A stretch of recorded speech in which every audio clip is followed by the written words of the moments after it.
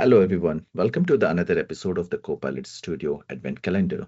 Today, I'm going to talk about the best practices around the entities. You can add the synonyms to closed list entities values to manually expand the matching logic for each item in the entity list. For example, in the hiking item, you can add trekking and the mountaineering as a synonyms. There's a tip whenever you are going to use the synonyms can also help topics triggering as they increase the weight of the trigger phrase by adding the relevant words as a synonyms of an entity it contains. The NLU model also generalizes for all of the entities variation.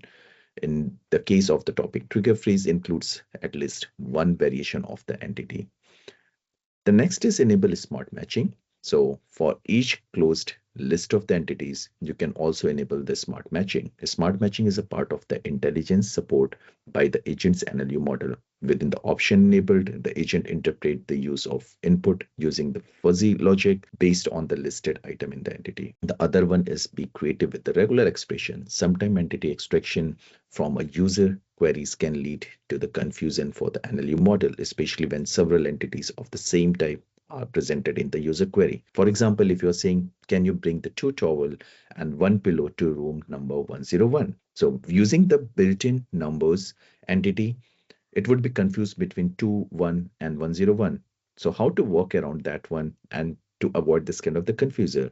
So you can define the three different regular expression entities. So first one example, the towel quantity, which is from 1 to 9 and the towel. The second one is a pillow quantity, again from 1 to 9 and the pillow with the using of the regular expression. And the third one is the room number from again 0 to 9 and using some of the regular expressions there. Alternatively, entities to store the referential data. So for example, for the large or evolving data set, for example, list of the product or the customer or the accounts, instead of using the Copilot Studio closed list entity, you might want to check the external sources.